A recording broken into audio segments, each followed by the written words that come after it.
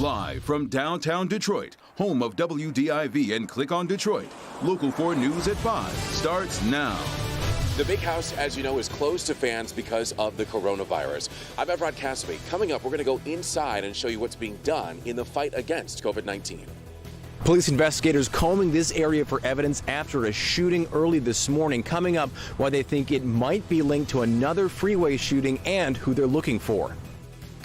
And there's new information tonight in an East Point trench collapse, which ended in tragedy for a city worker and his family. But first, here at 5, we begin with a winter weather advisory for a storm arriving right around midday tomorrow. Yeah, this is getting repetitive. Paul Gross is in the Weather Center with the latest on that. And Paul, 2020 just won't let go, will it? No, I tell you. In fact, what was it I said yesterday? Deja vu all over again? Yeah. That's what's pretty much going to happen. So right now, we have the winter weather advisory, as you mentioned, issued by the National Weather Service. That will go into effect at noon tomorrow, and then we will see that continue into Friday night. So let's take a look at what's going on here, and you can see temperatures right now are in the low 30s, even slipped into the upper 20s in parts of our west zone and areas farther west. And as we talked about 2 days ago, you might remember we were talking about dew point. Remember, the farther away the dew point is from the temperature, the drier the air is. That, once again, is going to factor into tomorrow's weather, because the drier the air is, the longer it will take that temperature to rise above freezing when the precipitation arrives. So this evening, we have no problems. We're mostly clear to partly cloudy, and temperatures, again, as you just saw, sliding through the 20s. But then tomorrow morning, even though we start the day dry early in the morning, there comes the mess. So we're going to take you through the day tomorrow in great detail coming up in just a few minutes. But don't forget the Local Forecasters app. If you're one of the few that doesn't have it right now, you really need to get it. It's free, downloadable from the App Store. Search under WDIV. And the radar, the live radar on the app, is the same thing we show you on TV in terms of the colors, so you can see where it's raining, snowing, and freezing raining. Be back with you guys in just a few minutes. All right, Paul. We're learning more about the East Point city worker who died following the collapse of a trench he was working in. It happened last night near Gratiot and Hayes in East Point, and we've learned the victim of that accident is a married father of 2 employed in the Public Works Division. Victor Williams is live with the very latest on this terrible turn of events. Victor? Yes, absolutely terrible indeed. You can still see the scene tape and now a growing memorial from where this horrific accident took place. But now we are finally starting to learn more about this man who lost his life while simply being on the job.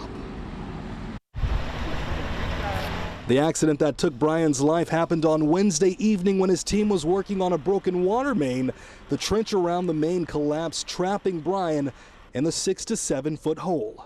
Within minutes, crews were there trying to save him.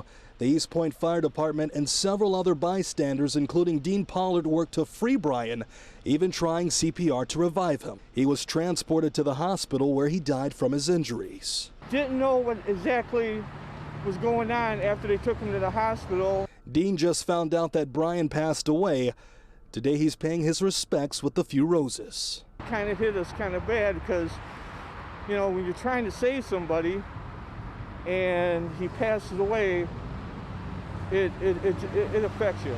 And tonight the city of East Point is mourning his death as he was an employee for the last 13 years. But when he's an employee of East Point, everything, it's a small community, so it's like you're part of the family. It's a tragic situation all around. Brian now leaves behind a wife and 2 kids who have to ring in the new year with an unimaginable absence. That's even worse. That's even worse. I feel sorry for the family and everything. You know, we tried our best. Everything, that's all I can say. We tried our best. Now East Point City Manager Elk Doom sent us this statement, which reads, "I extend my deepest sympathies to the Thibault family and Brian East Point family. Brian died serving the citizens of East Point and will always be remembered." For now, we are reporting live in East Point. Victor Williams, Local 4. Back to you. All right. Thank you, Victor. A grim scene on the city's west side this morning as a man is found dead behind the wheel of a car riddled with bullet holes near I-96. Detroit police say this could be the latest in a string of shootings on freeways, and they're looking for a distinct van that might have been involved in this. Grant Herms with the story. Detroit police are still looking for answers and 2 suspects in this bizarre mid-morning shooting that could be yet another freeway shooting in Metro Detroit. Police responded to the scene just off Tillman and Warren a little after 10 in the morning after 911 calls saying they heard gunshots. When police arrived, they found this blue Toyota FJ Cruiser parked just off the interstate. Bullet holes in the passenger side door and rear side window. Inside, the victim only described as a white man shot to death, still behind the wheel.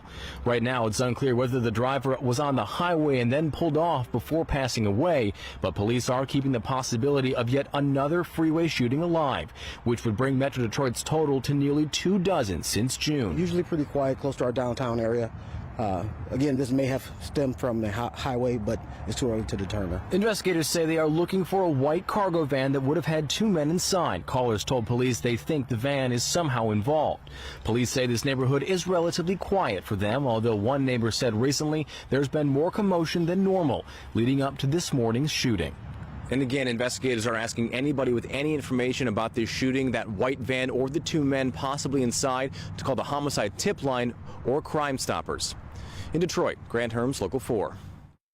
All right, thank you, Grant. On the final day of 2020, the Big House in Ann Arbor played host to its first big wins of the year, Michigan Stadium being used to vaccinate hundreds of U of M employees and students who fall into that first priority group. Evrod Cassimy was there to see the critical role the stadium is playing in the coronavirus fight. I am right outside of the Big House, which, as you know, has been closed to fans due to the coronavirus pandemic. Well, today it was open in the fight against the coronavirus as hundreds of people got vaccinated. I feel that for my coworkers and for myself that, I will be able to be in the fight a little bit more.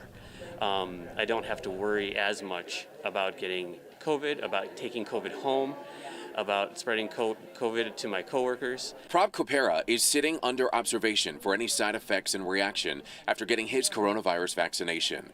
The anesthesiologist at U of M Hospital is one of the first at today's vaccination clinic at the Big House. Process was very quick. I walked in, checked in with my university ID. Most of the information, it seems like, was already entered. There was some screening questions that were entered and taken, and pretty much that was it. A couple hundred people will receive their first dose today. These are people considered to be in the Phase 1A group by governmental standards. They'll get their second dose in about 3 weeks. We are so excited to be actively vaccinating our team members against COVID-19, and we've been vaccinating every day since December 21st.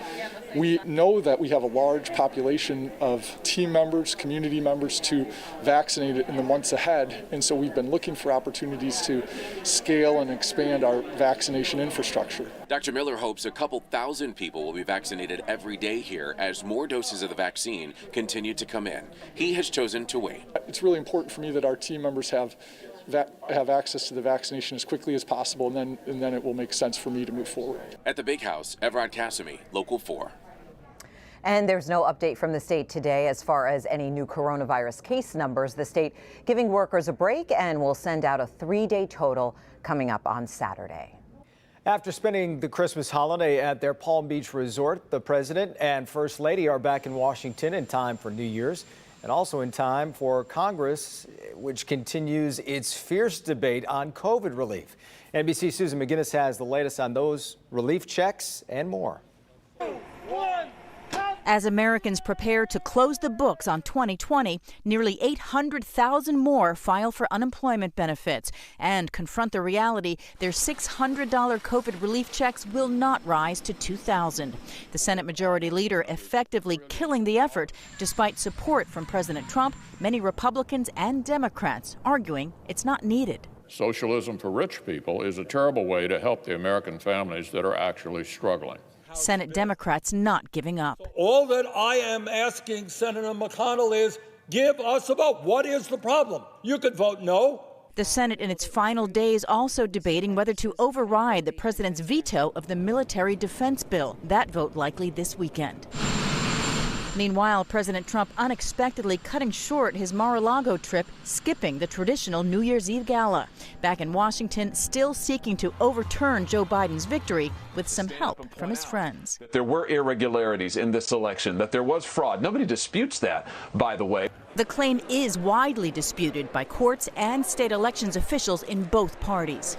Days before Congress is scheduled to certify the election results, Missouri Republican Josh Hawley says he'll challenge it, forcing lawmakers to go on record whether they support or deny Joe Biden's victory.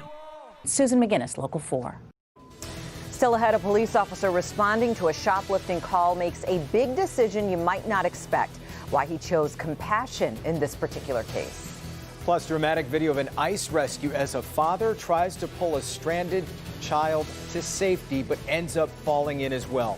We'll show you every twist and turn to this dramatic rescue. And up next, maybe it wasn't an honest mistake after all. New information coming to light about those nearly 500 doses of the COVID vaccine that had to be thrown out in Wisconsin. And we're just getting word of an arrest.